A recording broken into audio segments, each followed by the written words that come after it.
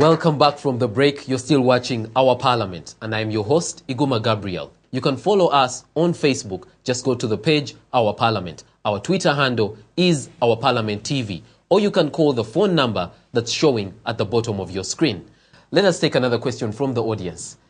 Yes, madam. What's your name, question, or comment? I'm Ahewa Anita, and my question or comment is, well, this bill seemed to tackle more of the women, you know, negatively, but the men, I would like to say, like, in this country, it's still going on, public urination. The men expose most of their gadgets, but, you know, a woman exposing a bit of thigh is better than a man exposing all his machines. Okay, let's put that to the minister. That's a very good question. And I want to say it manifests how, you know, less expansive we are in handling issues. For example, I came up with an issue on prostitution, where prostitution has always been blamed on women, right? Forgetting that actually, they are even the men who are provoking or better causing the act of prostitution to be there. So I said, when we accuse or condemn a woman for prostitution, let's also accuse the man for doing the same. Okay. All right. Now, okay. So let's come to this law. Come to this law. Yes. There must be also a specific situation on the side of the female gender, when it is demonstrated by the male that it actually is provocative, and there are areas that you would know are actually erotic by their implications. Also, these are caught up by this law. Please, it's only because the men have taken off. Which ones? I would love to know. Breasts, buttocks, thighs? Which ones? The same. Come on, the genitalia. If a man goes around with his open genitalia, he's provocative, and he should be arrested for obscenity. Okay, right? Let's take another question. Question goes to you, Minister. How exactly are you going to implement this law? Because we have places like Club Silk and Genoa, all those places that people go to, where even the beaches people are doing these things that you're saying this law is fighting. So how exactly are you going to walk into those numerous places and enact this law? Thank you, Sam. That's exactly where we are targeting. I know.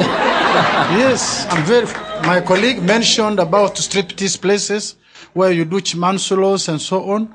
I know of a place called Casablanca. I know of a place in I would call it in Kitintale, somewhere in Kumba. These places have already been identified, and what we are going to do is any place where pornography is practiced is going to be sanctioned. Okay, let's take another question from the lady in green. Yes, madam. Thank you. I'm Dorothy Kenganzi.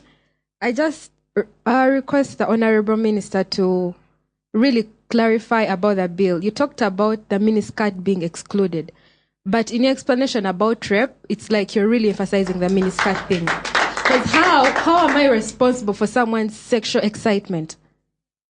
How am I supposed to be accountable for that? The ladies are concerned. How are they going to be, how do you hold them accountable for the sexual excitement of someone else who they have no control over? The prayer of the Lord says, thou shalt not lead us into temptation. And so now you're delivering them from evil. But the Lord delivers. Okay, you have a point. We have said that the nomenclature does not exist. But of course, the parameters cover a certain indecent dressing. We have just said that if your dressing is so scanty in covering you that it exposes these parts, you commit a felony and you become subject of concern as per this law. Now, I can even say that we are not talking about miniskirt as such precisely, but any dress.